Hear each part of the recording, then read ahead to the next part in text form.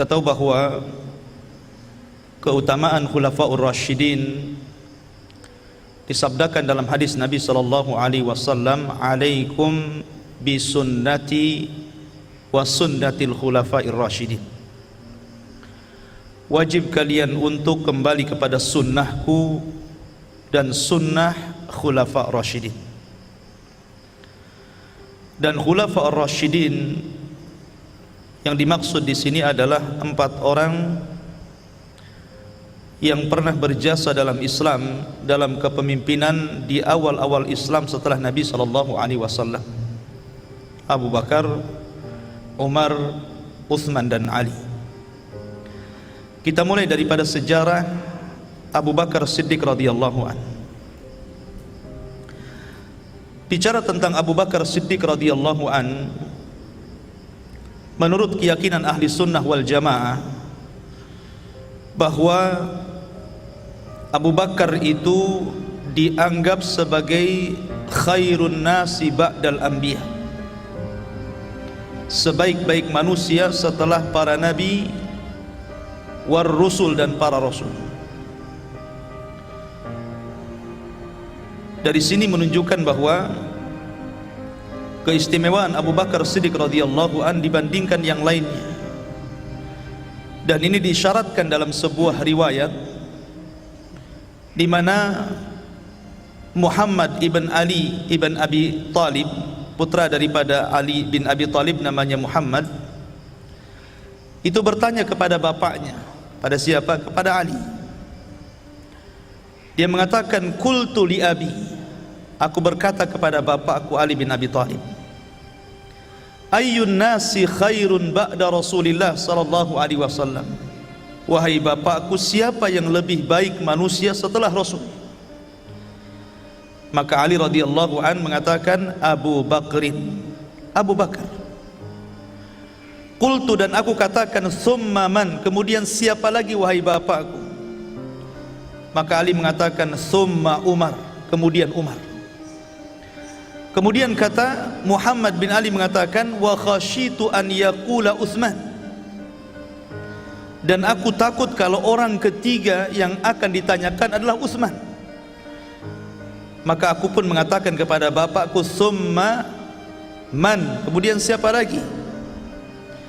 Kemudian Ali radhiyallahu anhu mengatakan, "Ma ana illa rajulun minal muslimin." Ketika kemudian ditanya, karena takut jawabannya Utsman bin Affan radhiyallahu an, akhirnya kemudian anaknya ini mengatakan, "Bagaimana dirimu wahai bapakku?" Maka kemudian Ali mengatakan, "Tidaklah saya melainkan satu di antara kaum muslimin." Di sini bentuk tawadhu'nya Ali radhiyallahu an, dan tidak mengatakan dia orang terbaik setelah mereka semuanya. Lah dari hadis ini atau riwayat ini, maka ahli sunnah wal jamaah berkeyakinan bahwa para sahabat Nabi sallallahu alaihi wasallam adalah manusia terbaik setelah para nabi dan rasul. Dan dari seluruh para sahabat Nabi dan Rasul, yang paling terbaik adalah Abu Bakar As-Siddiqul Akbar radhiyallahu anhu. Bagaimana tidak ikhwah fillah muliakan Allah subhanahu wa ta'ala, Abu Bakar adalah awal man aslam minar rijal, orang yang pertama kali masuk Islam dari kalangan orang dewasa. Abu Bakar adalah awal seorang muslim yang berdakwah ilallah dan yang mendapatkan ujian setelah Rasulullah. Bahkan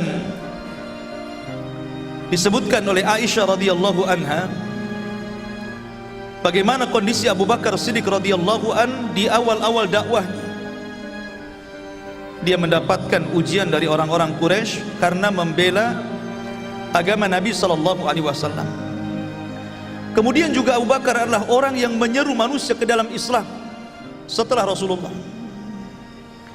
Kemudian juga Abu Bakar adalah manusia yang pertama kali menyerahkan kekayaannya untuk menolong agama Allah subhanahu wa ta'ala, tentunya setelah Khadijah.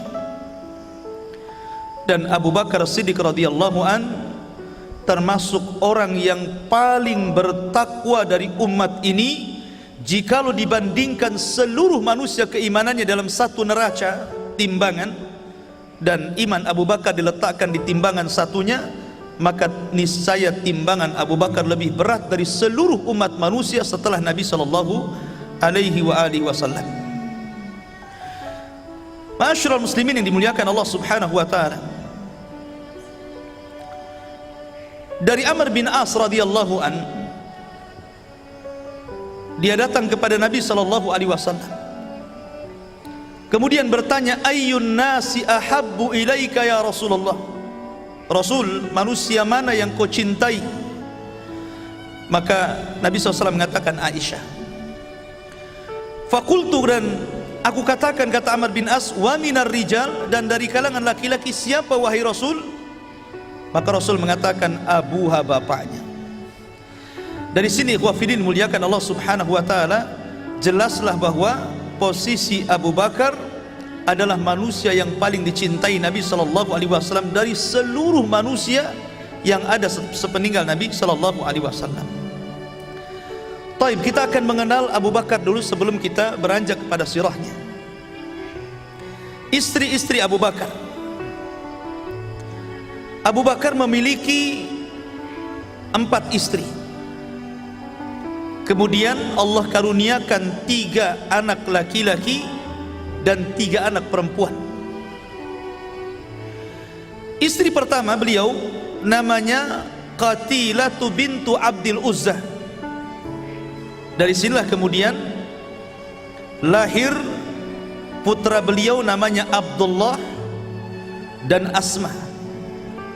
Abdullah dan Asma. Kemudian istri kedua namanya Ummu Ruman bintu Amir. Dari beliau inilah kemudian lahir Aisyah radhiyallahu anha dan saudara kandungnya Abdurrahman. Kemudian istri ketiga namanya Asma bintu Umais. Asma bintu Umais dulunya istri daripada Ja'far bin Abi Thalib. Kemudian Ja'far mati syahid, kemudian menikah dengan Abu Bakar. Lah ketika Abu Bakar Siddiq radhiyallahu an meninggal dunia, maka dia menikah dengan Ali. Jadi Asma ini menikah 3 kali. Pertama dengan Ja'far, Ja'far meninggal menikah dengan Abu Bakar, Abu Bakar meninggal menikah dengan Ali.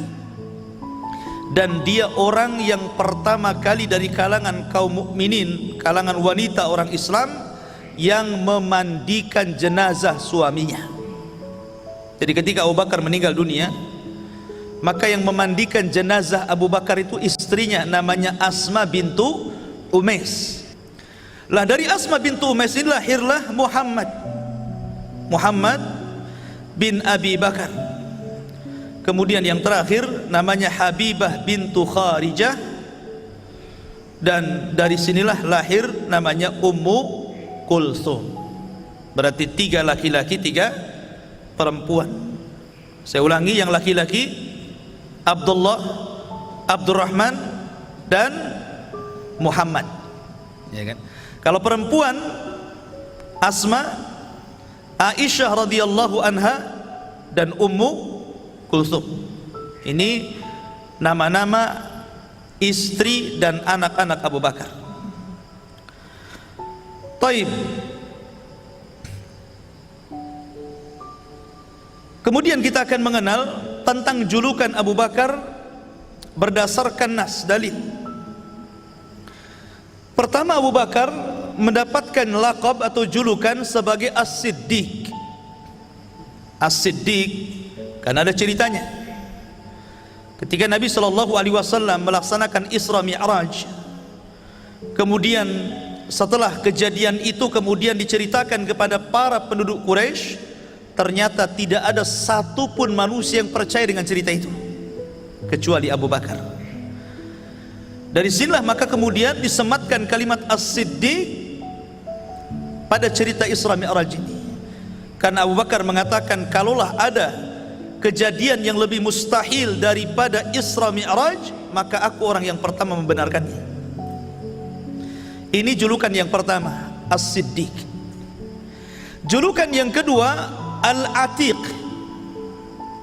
Karena Nabi SAW yang memberikan kunyah itu, laqab itu. Kata Nabi SAW, Anta atiqullah minan nar. Engkau wahai Abu Bakar, orang yang akan dibebaskan Allah dari api neraka. Atiq itu artinya yang akan dibebaskan dari api neraka. Bahkan dalam riwayat Nabi mengatakan, abshir ya Abu Bakrin fa anta atiqullahi minan nar. Berbahagialah wahai Abu Bakar, karena engkau adalah atiq, manusia yang akan dibebaskan dari kobaran api neraka. Kemudian yang ketiga, laqab Abu Bakar disebut as-sahib, sebagai kawan Rasul. Sahib itu artinya kawan akrab. Mungkin antum banyak kawan, tetapi di antara sekian kawan ini yang paling akrab itu disebut as-sahib namanya. Lah Abu Bakar itu termasuk sahib Rasul, dan ini difirmankan dalam Al-Quran. Allah mengatakan, illa tansuruhu faqad nasarahu Allahu id akhrajahu alladhina kafaru thaniya itsnaini id huma fil ghari id yaqulu li sahibihi la tahzan. Di sini Allah mengatakan id yaqulu li sahibihi. Allah sebut sahib, la tahzan. Ketika Abu Bakar Siddiq bersama Nabi SAW dalam gua, dalam perjalanan hijrah, dikejar-kejar oleh orang-orang musyrik kan, maka Abu Bakar dan Rasul sembunyi dalam gua. Makanya Allah mengatakan tsaniyasnaini idhuma fil ghar, dua orang yang berada dalam gua. Ketika Abu Bakar itu ketakutan, kenapa? Karena tentara berada di atasnya. Maka Nabi SAW kemudian memberikan ketenangan kepada Abu Bakar, dan Allah katakan id yaqulu li sahibihi la tahzan innallaha ma'ana. Ketika dia, maksudnya Rasul, berkata kepada sahibnya. Siapa sahibnya? Abu Bakar. Jangan kau sedih karena Allah bersama kita. Maka julukan yang ketiga, Abu Bakar disebut as-sahib berdasarkan nas Al-Quran. Kemudian juga Abu Bakar disebut al-atqa. Al-atqa, manusia yang paling takwa. Karena ketika Abu Bakar Siddiq radhiyallahu an banyak memerdekakan budak-budak, banyak sekali Abu Bakar itu memerdekakan budak-budak, termasuk Bilal bin Rabah, dan budak-budak yang lainnya dimerdekakan dan dimasukkan ke dalam Islam. Maka ketika itu ayahandanya Abu Quhafah datang kepada Abu Bakar mencelanya. Artinya, kenapa kau memerdekakan budak-budak lemah? Bagus kau memerdekakan budak-budak yang kuat-kuat bisa menjaga kamu dalam kehidupanmu.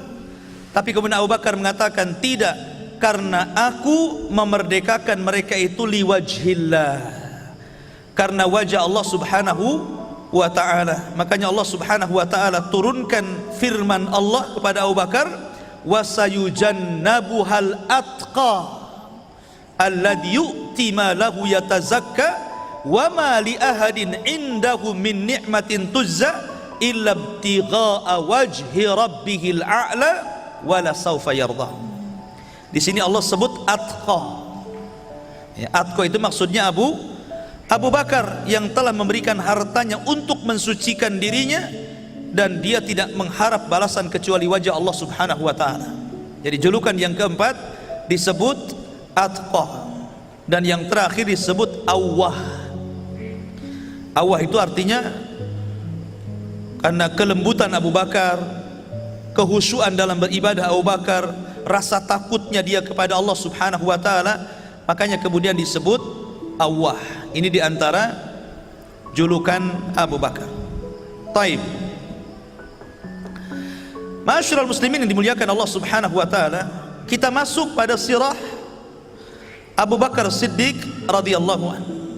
Siapa Abu Bakar? Kemudian bagaimana sepak terjangnya dalam Islam? Apa yang sudah ditorehkan kepada Islam?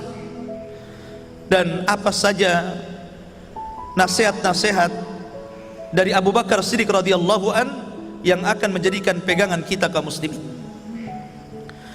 Ma'asyiral muslimin yang dimuliakan Allah subhanahu wa ta'ala, Abu Bakar Siddiq radhiyallahu an memiliki ayahanda namanya Abu Quhafah At-Tamimi Al-Qurashi. Masya Allah, sahabat yang ibu bapaknya sama-sama Quraisy itu jarang. Jadi bapaknya keturunan Quraisy, ibunya juga keturunan Quraisy, seperti Abu Bakar ini.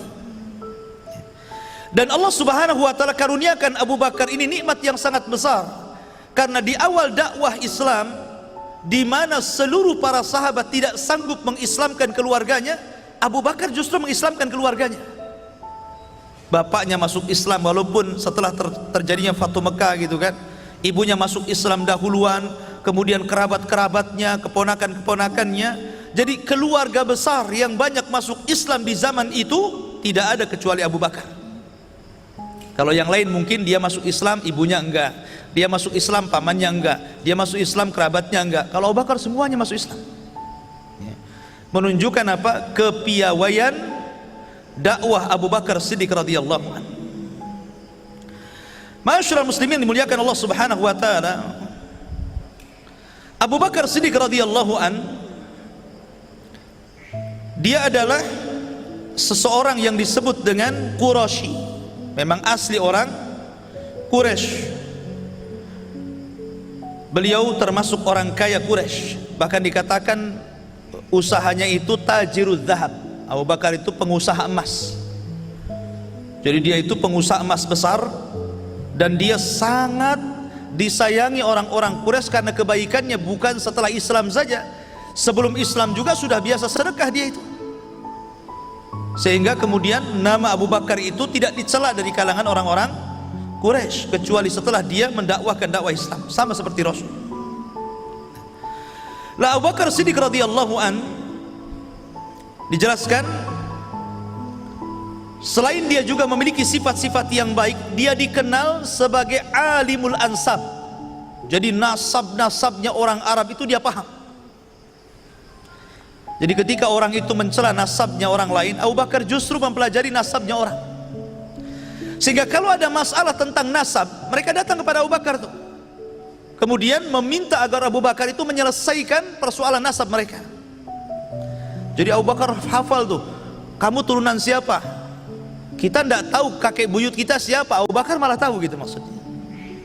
Dia tahu, paham si Anu ini keturunan si ini jatuhnya ke sini. Si Anu keturunan si ini jatuhnya ke sini. Orang Arab sendiri nggak paham siapa dia gitu loh. Abu Bakar tahu dia turunan siapa.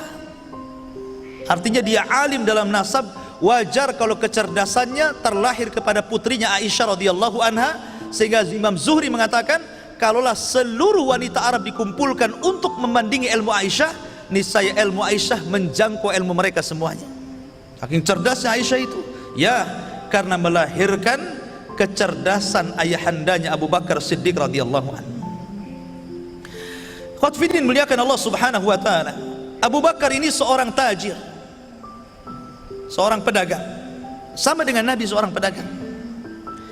Bahkan suatu ketika Abu Bakar pernah bersama Rasul dan juga bersama Abu Talib, itu berdagang bersama-sama menuju Syam. Dan itulah kemudian Abu Bakar mimpi. Mimpinya kemudian diceritakan kepada Buhairah Rahib tentang Nabi SAW. Kemudian Buhairah Rahib mengatakan, jikalau mimpimu benar wahai Abu Bakar, niscaya engkau akan menjadi perdana menteri Nabi yang akan diutus itu, dan engkau akan menjadi sahibnya. Jadi sudah diramalkan itu ya. Dan rupanya apa yang dikatakan Buhairah Rahib menjadi sebuah kenyataan. Dan subhanallah ikhwafin muliakan Allah azza wa jal, Abu Bakar itu tidak pernah menyembah berhala. Tidak pernah menyembah berhala dia. Walaupun Abu Quhafah ini bapaknya selalu mengajari Abu Bakar menyembah berhala sejak kecil, tapi dia tidak mau, fitrahnya menolak. Satu contoh, dia sendiri cerita, Abu Bakar sendiri cerita dalam biografinya, aku dibawa kepada patung-patung bapakku. Fantalaqa bi, di sini ilal asnan, maka bapakku berjalan bersamaku menuju patung-patung. Faqala, maka bapakku mengatakan, hadhihi alihatuka ya Aba Bakrin, ini loh Tuhan Tuhanmu, sembah dia ya. Kemudian bapaknya pergi. Ketika bapaknya pergi, Abu Bakar kecil ini mendekati patung-patung itu, kemudian mengatakan, inni ja'i fa'at imuni, tolong aku ini lapar, aku minta makan. Kemudian inni ar faksuni, tolong aku ini pengen baju bagus, berikan baju yang bagus. Akhirnya Abu Bakar banyak memberikan permintaan kepada patung itu. Ya patung diminta, mana bisa. Akhirnya Abu Bakar marah karena nggak kunjung-kunjung dikabulkan permintaannya. Ambil batu, dilemparnya itu patung sampai pecah patungnya, persis seperti yang dilakukan Ibrahim kepada patung-patung Namrud. Marah Abu Bakar. Dari situlah kemudian Abu Bakar, saya yakin bahwa patung yang disembah oleh bapakku adalah Tuhan yang tidak bisa mendatangkan manfaat dan penjaga madarat. Sudah ragu dia, ya kan? Kemudian dalam suatu waktu ada seseorang yang mempertanyakan Abu Bakar, wahai Abu Bakar, kenapa engkau tidak menyembah Lata dan Uzza? Abu Bakar ini cerdas bertanya, siapa Lata dan Uzza itu? Kata orang ini mengatakan, Lata, Uzza itu anak perempuannya Allah. Kata Abu Bakar, kalau dia anak perempuannya Allah, siapa ibunya? Siapa ibunya? Maka orang-orang musyrik kemudian terdiam. Dari sini sekali lagi Abu Bakar makin ragu dengan keturunannya orang-orang musyrik. Maka dia pun tidak mau menyembah berhala. Selepas kejadian itu, dia tidak pernah menyembah berhala. Dari setelah kemudian Abu Bakar terkadang dia bertanya kepada para rahib yang ada di Syam, karena dia waktu itu kan seorang pedagang, coba belajar agama Nasrani. Sehingga kemudian Abu Bakar itu memang terlahir hanif, tidak pernah menyekutukan Allah Azza wa Jalla. Bahkan dari segi akhlaknya sendiri, Abu Bakar itu tidak pernah meminum khamar. Padahal di zaman itu khamar sudah biasa jadi minuman. Ada sebabnya. Jadi Abu Bakar itu melihat ada orang sedang minum khamar, tiba-tiba habis minum khamar, orang ini karena mabok kemudian buang hajat. Setelah buang hajat, mungkin dia merasa bahwa orang mabok gitu kan, akhirnya diambil kotorannya, diletakkan di mulutnya. Dari situ Abu Bakar, wallahi orang yang minum khamar itu tidak punya akal. Dari sini Abu Bakar Siddiq radhiyallahu an tidak pernah meminum khamar dan tidak baik dalam Islam atau sebelum Islam. Tidak pernah menyembah berhala baik dalam Islam ataupun sebelum Islam. Dari sini bantahan kepada orang Syiah. Ketika mereka menyebutkan Ali radhiyallahu an dengan sebutan karramallahu wajhah. Tuh pernah mendengar kalimat itu? Ali radhiyallahu an karramallahu wajhah. Itu biasa disebut orang-orang Syiah seperti ini. Kenapa Ali radhiyallahu an disebut karramallahu wajhah? Allah muliakan wajahnya karena mereka orang-orang Syiah mengatakan karena Ali tidak pernah menyembah berhala. Kita katakan Abu Bakar juga tidak pernah menyembah berhala. Utsman juga sama. Kenapa kemudian karramallahu wajhahnya diberikan kepada Ali dan tidak diberikan kepada Abu Bakar? Tidak lain dan bukan ini karena gulu, karena ekstrim melampau terhadap imam-imam mereka, sehingga sampai menjadikan Ali itu di atas Tuhan oleh orang Syiah dan billah. Tapi Abu Bakar Siddiq radhiyallahu an masuk Islam ketika Rasul pertama kali mengajak dia masuk Islam, dia tidak ada keraguan dalam hatinya. Tidak ada keraguan sama sekali. Makanya ketika seluruh manusia masuk Islam di atas keraguan, ternyata Abu Bakar masuk Islam di atas keyakinan. Itulah Abu Bakar Siddiq radhiyallahu anhu. Wafidin muliakan Allah subhanahu wa ta'ala.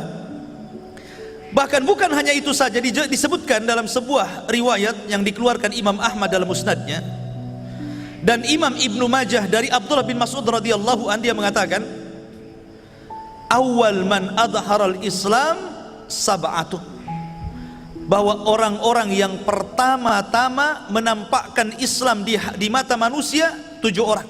Ini pertama kali. Pertama Islam muncul, yang menampakkan keislaman itu 7 orang. Kemudian Abdullah bin Mas'ud mengatakan pertama Rasul sendiri. Kemudian kata dia yang kedua Abu Bakar. Kemudian Ammar ibn Yasir. Kemudian ibunya siapa? Sumayyah.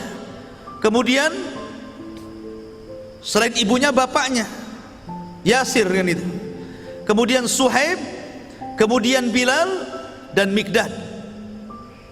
Ini sahabat-sahabat yang pertama kali menampakkan keislamannya.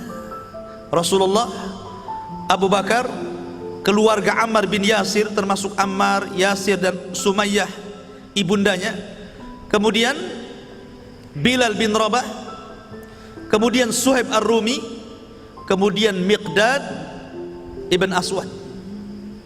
Dan subhanallah, kalau Nabi SAW ada yang melindungi, siapa yang melindungi? Paman-pamannya. Kalau Abu Bakar ada yang melindungi, siapa? Kabilahnya. Yang jadi masalah selain keduanya, maka mereka mendapatkan azab yang luar biasa dalam Islam. Bilal, antum sudah tahu kisahnya. Suhaib, antum sudah tahu kisahnya. Miqdad, mereka tidak lepas daripada ancaman orang-orang Quraisy. Ma'asyiral muslimin yang dimuliakan Allah Subhanahu wa taala. Kemudian Abu Bakar Siddiq radhiyallahu anhu, setelah dia masuk ke dalam Islam, mulailah dia melancarkan dakwahnya. Subhanallah, Abu Bakar ini kan orangnya lembut, beda dengan Umar ya, sehingga ketertarikan orang untuk masuk ke dalam Islam itu mudah karena kelembutan Abu Bakar kepada manusia dalam berdakwah. Makanya kemudian dari dakwahnya Abu Bakar ini banyak sekali masuk Islam. Satu yang masuk Islam di tangan Abu Bakar adalah Zubair bin Awwam, kemudian Utsman bin Affan, kemudian Talha bin Ubaidillah, kemudian Sa'd bin Abi Waqqas, kemudian Abdurrahman bin Auf. Dan ini masuk dalam 10 sahabat yang dijanjikan masuk surga, termasuk Utsman bin Mad'un ya, Utsman bin Mad'un, kemudian Abu Ubaidah ibnul Jarrah, kemudian Arqam bin Abi Arqam yang kemudian rumahnya dijadikan markas dakwah di Mekah. Jadi rumahnya itu dijadikan markas pembinaan Rasul terhadap para sahabatnya, sehingga melahirkan generasi terbaik umat ini. Dari rumahnya Arqam bin Abi Arqam ini masuk Islam karena Abu Bakar. Kemudian juga Abi Salamah Ibn Abdul Asad, itu pun termasuk masuk Islam, termasuk keluarganya ya. Keluarga Abu Bakar itu seperti umpamanya anaknya Asma, Aisyah, Abdullah, kemudian istrinya Ruman, kemudian pembantunya Amir ibn Fahirah, itu semua masuk Islam di tangan Abu Bakar. Subhanallah, lihat bagaimana perjuangan Abu Bakar di awal-awal loh ya. Ini sudah mengislamkan banyak orang. Makanya wajar kalau seandainya keimanan seluruh manusia setelah Abu Bakar berada di timbangan keimanan Abu Bakar Siddiq radhiyallahu anhu. Karena berdakwah di awal-awal itu beda. Orang babat hutan dengan orang nanam pohon di hutan itu sangat beda. Masih berat babat hutan gitu kan. Kalau sudah hutannya gundul tinggal nanamin saja lah kan. Wafidin muliakan Allah Subhanahu wa taala. Kemudian juga itu diantara bagaimana perjuangan Abu Bakar Siddiq radhiyallahu an ketika berdakwah ila Allah. Kemudian diantara bentuk kebaikan Abu Bakar adalah berusaha menolong kaum muslimin. Jasa-jasanya Abu Bakar itu menolong kaum muslimin yang lemah-lemah. Seperti diantaranya dia memerdekakan siapa? Bilal bin Rabah. Ketika itu Bilal disiksa oleh siapa? Oleh Umayyah bin Khalaf. Disiksa habis-habisan, hampir mati ya kan. Datang Abu Bakar membeli Bilal dengan harga yang tinggi, melebihi harga budak-budak yang lainnya ya. Kemudian juga diantaranya dia memerdekakan namanya seorang budak namanya Amir ibn Fahirah. Kemudian Ummu Ubais atau Ummu Umais, kemudian Zunairah. Zunairah ini seorang budak yang dimerdekakan Abu Bakar. Dulunya dia buta ya. Kemudian orang-orang Quraisy mengira bahwa apa namanya Zunairah ini buta karena tidak lagi menyembah Lata dan Uzza, atau dikarenakan Lata dan Uzza dia buta. Maka wanita ini kemudian mengatakan Zunairah ini kadzabu, mereka dusta. orang-orang Quraisy kafir yang mengatakan aku buta gara-gara Lata dan Uzza itu dusta, katanya Zunairah ini. Kemudian dia mengatakan, aku tidak dibutakan oleh Lata dan Uzza karena aku tahu bahwa keduanya tidak bermanfaat untuk kehidupanku. Setelah dia keluar dari agama musyrikun dan masuk ke agama Rasulullah, maka kemudian Allah pun sembuhkan kedua matanya untuk membantah orang-orang Quraisy yang mengatakan kebutaan Zunairah ini karena Lata dan Uzza. Akhirnya Allah sembuhkan matanya. Wafidin muliakan Allah subhanahu wa ta'ala. Ini diantara bentuk kebaikan Abu Bakar menolong kaum muslimin yang lemah-lemah. Kemudian ketika Nabi SAW mulai berdakwah di kota Mekah, kemudian juga perlawanan sengit luar biasa dengan orang-orang musyrik, akhirnya kemudian Nabi SAW diizinkan Allah untuk melakukan hijrah. Abu Bakar Siddiq radhiyallahu anhu satu-satunya sahabat yang dipilih Rasul untuk menjadi sahibnya, temannya. Karena memang Abu Bakar itu teman Rasul sebelum Islam, teman Rasul dalam berdagang, teman Rasul ketika masuk Islam, teman Rasul ketika hijrah, teman Rasul ketika jihad, teman Rasul ketika wafat. Keduanya dikubur samping-sampingan, dan dia pun akan menjadi teman Rasul fi firdausil a'la. Itulah Abu Bakar Siddiq radhiyallahu anhu. Jadi ketika keduanya kemudian hijrah menuju Madinah, peran keluarga Abu Bakar itu tidak bisa dilupakan dalam perang hijrah. Kenapa? Karena seluruh keluarganya berperan menyelamatkan Nabi SAW. Anaknya Asma berperan sebagai apa? Pembawa makanan. Ya, perempuan loh ya. Dia sudah dikasih tahu oleh bapaknya, nanti saya akan berhenti di titik-titik ini, maka kamu kirimkan makanan ke titik-titik ini. Hari ini jam sekian, jam sekian. Perempuan Asma binti Abi Bakar. Kemudian peran Abdurrahman, dia menjadi jasus mata-mata Rasul sallallahu alaihi wasallam dan bapaknya. Jadi dia yang menginformasikan gejolak-gejolak yang terjadi di orang-orang Quraisy. Jadi kalau ada apa-apa dia langsung memberitahu. Dulu nggak ada WA, ikhwan. Oh, dulu WA senang kan? Ada masalah ini. Pakai Facebook, di japri gitu kan. Dulu nggak bisa. Ya kalau ngasih informasi dicari kan begitu. Berjalan berhari-hari. Kemudian setelah berikan informasi balik lagi ke Mekah. Dan dia harus menyelamatkan diri, kalau bisa-bisa dia dibunuh orang. Ya. Kemudian juga budaknya Abu Bakar, Fahirah tadi, dia sebagai penggembala kambing. Jadi ikut kemana-mana bawa kambing, pura-pura apa? Pura-pura menggembala kambing. Jadi kalau ada gelagat nggak baik, dia akan berikan isyarat. Tuh, lihat. Di sini strategisnya Nabi SAW dengan Abu Bakar kan. Sebenarnya ikhwan, peristiwa hijrah itu bisa saja Rasul SAW diperjalankan seperti peristiwa Isra kan? Bisa kan? Kenapa Nabi SAW tidak seperti Isra saja naik buruk dari Mekah ke Madinah kan selesai? Kenapa mesti harus ada taktik-taktik perjalanan gitu kan? Harus ini yang berperan, itu yang berperan, ini yang berperan. Kenapa mesti seperti itu? Nabi diajarkan Allah Subhanahu wa taala untuk tawakal. Untuk mengajarkan sebenar-benarnya tawakal itu seperti apa. Ya, karena tawakal itu ada doa, ada usaha, ada penggantungan niat kepada Allah gitu kan. Jadi ada usaha di situ. Diajarkan bagaimana Nabi SAW tawakal yang betul-betul tawakal kepada Allah Subhanahu wa taala.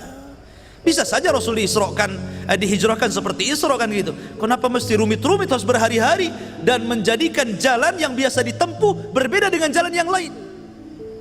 Jadi banyak pelajaran di sini dalam proses hijrah gitu kan. Dan subhanallah, hampir-hampir Nabi SAW dengan Abu Bakar itu ketahuan kalau bukan karena Allah Subhanahu wa taala melindungi keduanya, akhirnya Allah selamatkan Abu Bakar dan Rasul sampai ke kota Madinah. Adapun Abu Bakar Siddiq radhiyallahu anhu sesampainya di kota Madinah, maka dia diangkat oleh Nabi SAW sebagai wazirnya, sebagai menterinya, penasehatnya. Dari sinilah Abu Bakar tidak pernah lepas bersama Rasul berjihad. Tidak ada satupun peperangan yang dilakukan Rasul kecuali Abu Bakar terlibat di situ. Dia tidak pernah luput daripada jihad, menunjukkan apa? Keberanian Abu Bakar, kehebatan dan kekuatan Abu Bakar. Dia terlibat dalam perang Badar, kemudian dia juga terlibat dalam perang Uhud tahun ketiga Hijriah, kemudian juga dia terlibat dalam perang Bani Nadir pada tahun 4 Hijriah, kemudian juga terlibat dalam perang Bani Mustalik pada tahun 5 Hijriah, kemudian juga dia terlibat dalam perang Bani Quraidah. Ketika Bani Quraidah, orang-orang Yahudi berkhianat, Rasul marah. Rasul mengatakan, idhabu, pergi kalian ila Bani Quraidah, serang Bani Quraidah, dan jangan sholat asar di jalan. Abu Bakar ikut terlibat di sini, ya. Dan perang Bani Quraidah juga pada tahun 5 Hijriah. Kemudian juga Abu Bakar terlibat dalam perang Khaybar pada tahun 7 Hijriah. Pada tahun 7 Hijriah, Abu Bakar Siddiq radhiyallahu an kemudian perang bersama Nabi dalam perang Khaybar. Kemudian juga pada waktu yang sama terjadi peperangan juga. Abu Bakar juga ikut serta bersama Nabi SAW. Kemudian di tahun ke-7 Hijriah, kaum muslimin berangkat bersama Rasul untuk umroh qadha. Bersama Abu Bakar juga di situ. Dan pada tahun ke-8 Hijriah terjadi perang Dhatus Salasil. Abu Bakar juga terlibat dalam perang ini. Kemudian dalam perang Tabuk, Abu Bakar juga terlibat dalam ini. Banyak peperangan, intinya Abu Bakar Siddiq radhiyallahu anhu terlibat dengan Nabi SAW. Sampai akhirnya ketika Nabi SAW mendekati ajalnya, wafatnya, Nabi sakit. Maka ketika Nabi SAW sakit, Rasul tidak sebagaimana biasa mengimami kaum muslimin. Akhirnya orang yang kemudian disuruh Rasul untuk menggantikan imam sholat jamaah, tidak Umar, tidak Utsman, tidak juga orang-orang yang disuruh Al-Quran mengambil dari mereka, seperti Salim Maula Abi Hudzaifah, ataupun Abdullah bin Mas'ud, ataupun Ubay bin Ka'ab yang dibacakan atau diperintahkan Allah untuk membaca Al-Bayyinah kepadanya. Rasul tidak memerintahkan mereka, tapi Rasul memerintahkan Abu Bakar. Kenapa? Di sini ada isyarat suksesi kepemimpinan Abu Bakar setelah Rasul SAW meninggal dunia. Makanya dia yang disuruh jadi imam. Makanya kemudian setelah Nabi SAW meninggal dunia, maka Abu Bakar Siddiq radhiyallahu an kemudian mencium kening Nabi SAW. Ketika itu tidak percaya wafatnya Rasul, termasuk Umar. Ada yang marah-marah, ada yang menangis terus di rumahnya, ada yang berteriak-teriak, ada yang mengancam orang. Siapa yang mengatakan Muhammad sudah mati, ku penggal lehernya. Seperti Umar bin Khattab radhiyallahu an, ngancam-ngancam orang bawa pedang. Ya kan?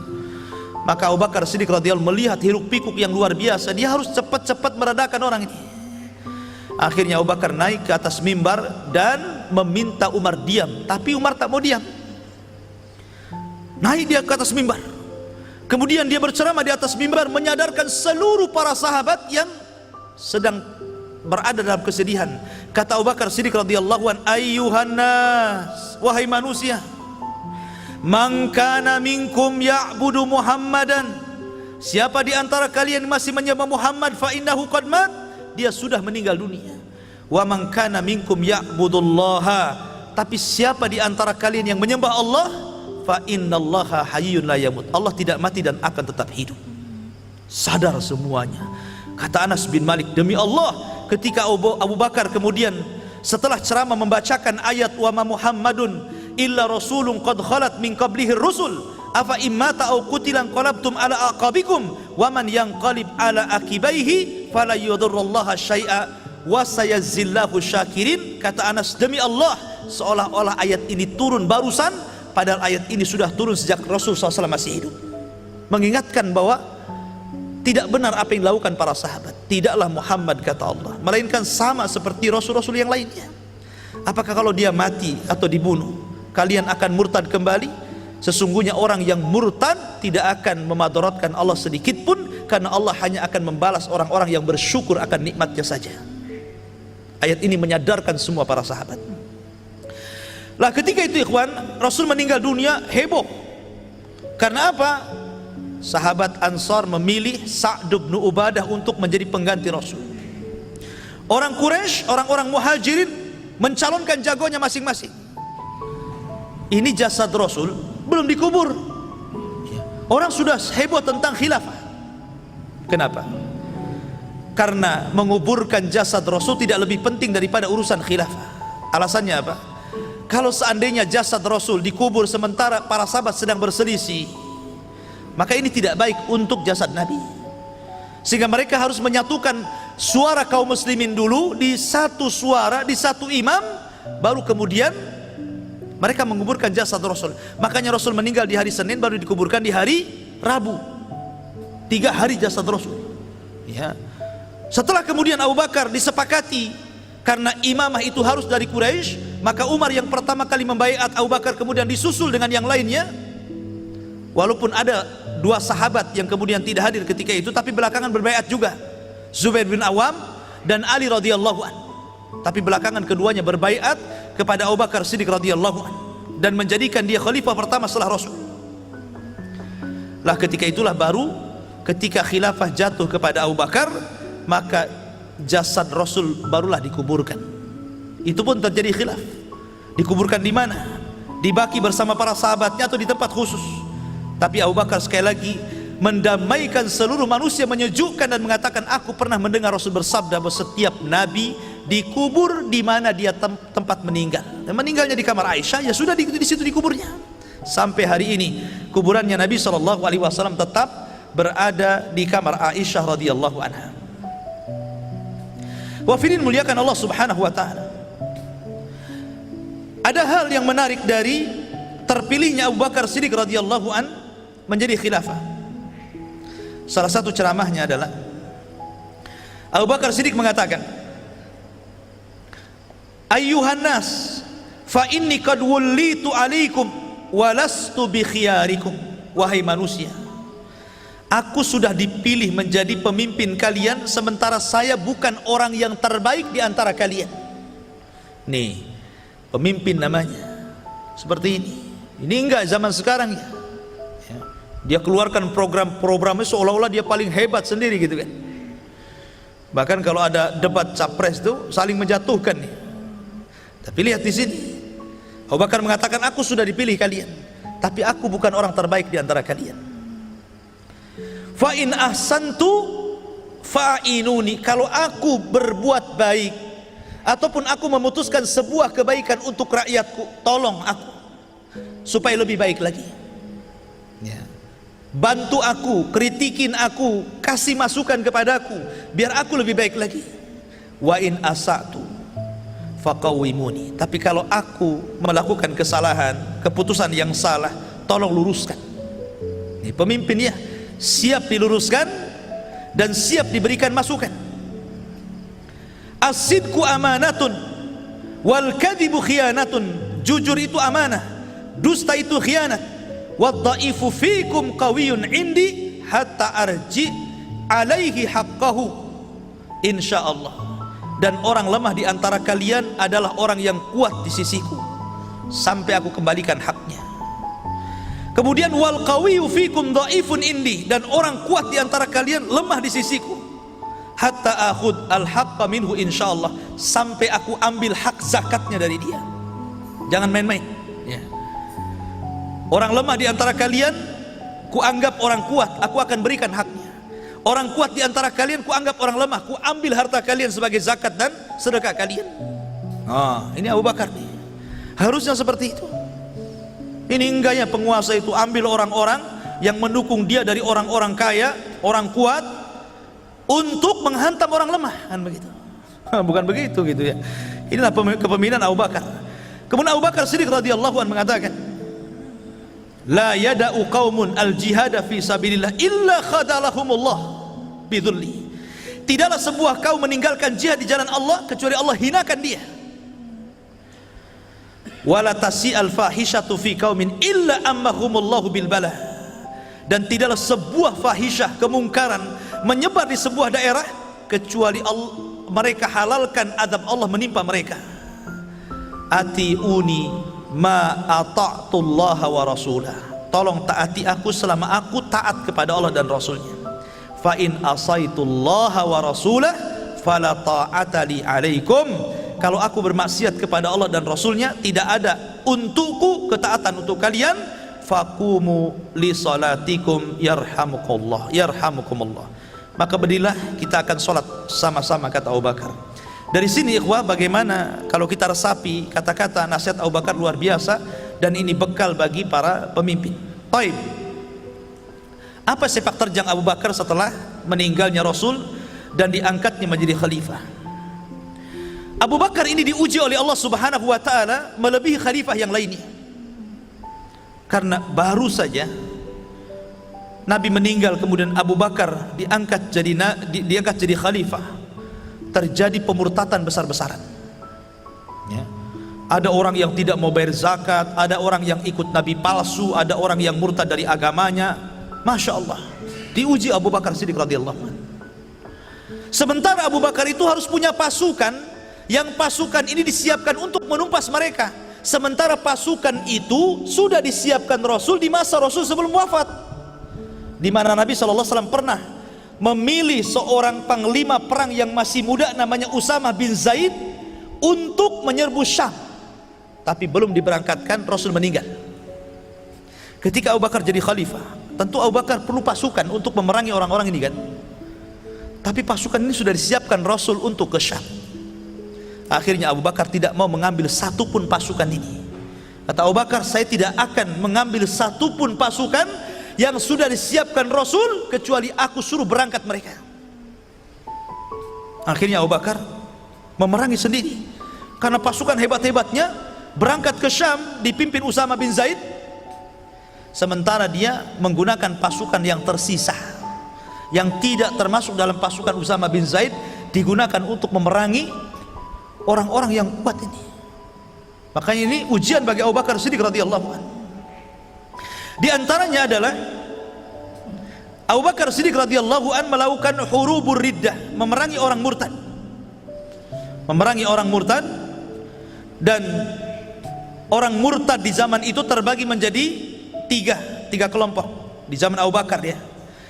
Pertama, simfun adu ila ibadatil authan. Ada sekelompok orang yang tadinya masuk Islam balik lagi menyembah berhala. Ini di zaman Abu Bakar nih. Dulunya Islam, bersyahadat, tapi setelah Rasul meninggal balik lagi menyembah berhala. Yang kedua, simfun tabi'u alladzina idda'un nubuwatah.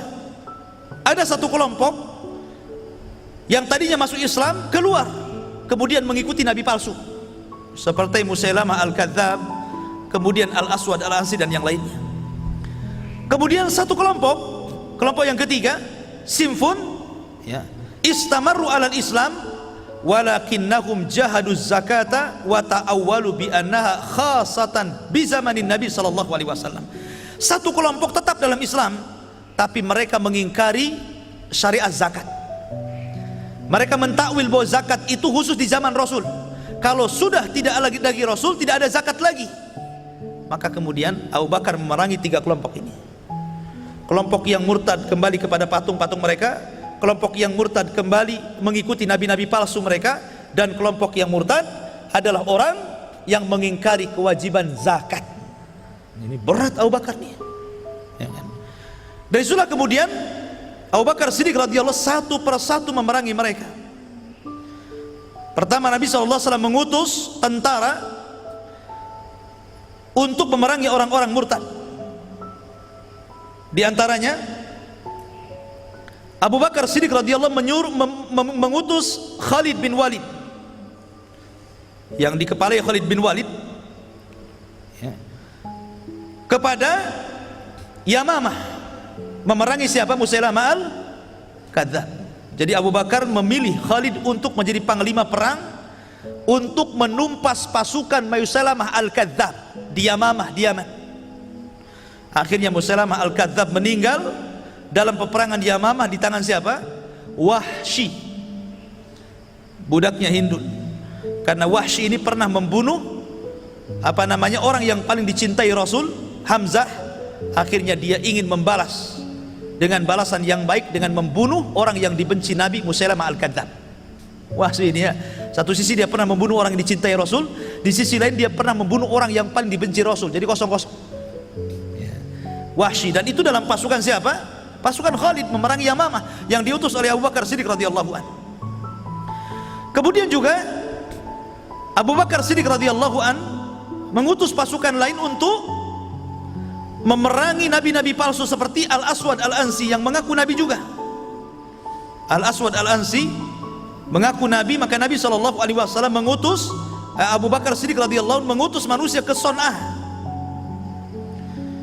Ketika itu berhasil ditaklukkan dan dibunuh Al-Aswad Al-Ansi oleh pasukan Abu Bakar Siddiq radhiyallahu anhu. Kemudian juga Abu Bakar Siddiq mengutus juga pasukan ke nabi palsu lain. Jadi ada Al-Aswad Al-Ansi, ada Musailamah Al-Kadzab, ada Tulaihah Al-Asadi, itu nabi palsu juga, Ibn Khuwailid. Ya. Jadi banyak nabi palsu di zaman Abu Bakar ya, dan mereka masing-masing punya kabilah, punya pasukan masalahnya kan. Jadi Abu Bakar itu mengutus beberapa utusan, kau perangi sana, yang satu nabi palsu yang di sana, kau perangi yang di sana, kau perangi yang di sana. Akhirnya ditumpas satu-satu, Masya Allah. Abu Bakar dalam waktu yang singkat bisa memberantas nabi palsu. Abu Bakar itu kan gak lama menjadi khalifah, 2 tahunan ya. Dalam waktu yang sesingkat-singkatnya itu dia gak pernah merasa aman, perang aja itu. Jadi gak pernah tenang Abu Bakar itu, dari mulai jadi khalifah sampai meninggal perang terus.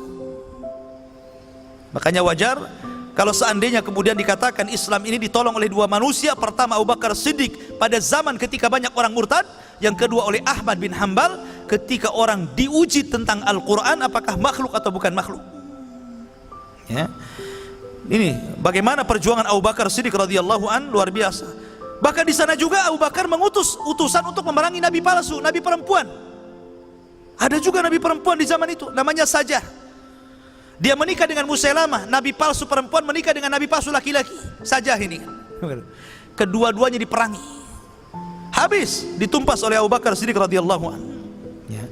Baru setelah itu Abu Bakar Siddiq radhiyallahu menumpas para penentang zakat. Kata Abu Bakar, ketika itu Umar menyela-nyela, wahai Abu Bakar, kenapa kau perangi orang yang mengucapkan syahadatain ya. Kenapa kau perangi mereka? Kata Abu Bakar, demi Allah, aku tidak akan membedakan orang yang meninggalkan sholat dan meninggalkan zakat. Kalau dahulu mereka pernah menyerahkan zakat di hadapan Rasul, kemudian mereka menolak zakat di hadapanku, ku tumpas mereka, ku perangi mereka, kata Abu Bakar. Sehingga dari situ mereka ditumpas semuanya. Akhirnya betul-betul murni kembali Islam seperti di zaman Rasul. Yang murtad-murtad sudah diperangi semuanya, yang menentang zakat diperangi semuanya. Akhirnya ketika Islam mulai kembali murni ke zaman Rasul, Abu Bakar Siddiq radhiyallahu an dipanggil oleh Allah Subhanahu wa taala dan meninggal dunia. Wafirin muliakan Allah Subhanahu wa taala. Kemudian di antara kekuasaan Abu Bakar Siddiq radhiyallahu an, Abu Bakar Siddiq radhiyallahu an di zamannya Fathul Irak pernah membebaskan kota Irak. Jadi Abu Bakar Siddiq radhiyallahu an mengutus dengan pimpinan Khalid bin Walid ke Yamamah ya. Kemudian setelah menumpas Musailamah Al-Kadzab di Yamamah di Yaman, maka Abu Bakar meminta kepada Khalid untuk mengarahkan pasukan ke Irak. Jadi pertama memerangi Musailamah Al-Kadzab, habis itu pasukan mengarah ke mana? Ke Syam, ke Irak, dan ditaklukkan Irak di tangan Khalid ibn Walid ya.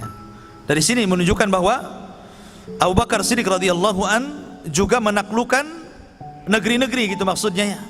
Termasuk Irak, itu juga di tangan Abu Bakar Siddiq radhiyallahu an. Termasuk juga banyak tempat Yaman ditaklukkan di masa Abu Bakar kan, termasuk Oman, termasuk daerah-daerah yang mendekati Mesir, itu semua ditaklukkan di masa Abu Bakar. Jadi peluasannya itu mulai dari zaman Umar bin Khattab yang akhirnya meluaskan pembebasan kota-kota kafir itu sampai seluas-luasnya di zaman Umar itu. Ya wajar, Umar itu agak lama masalahnya kan gitu. Kalau Abu Bakar kan sebentar. Kalau seandainya Abu Bakar dikasih kekhilafahan juga lebih lama, 10 tahun sampai 15 tahun, mungkin juga akan meluas kemana-mana gitu kan. Tapi Abu Bakar tidak lama. Sehingga kemudian pada bulan Jumadil Akhir tahun setelah hijrah Nabi SAW, maka Nabi SAW, kemudian Abu Bakar Siddiq radhiyallahu an mandi di tengah malam, kemudian disebabkan mandi itulah dia sakit parah, kemudian Allah Subhanahu wa taala izinkan dia untuk berpulang ke rahmatullah. Rahimallahu Abu Bakrin As-Siddiq radhiyallahu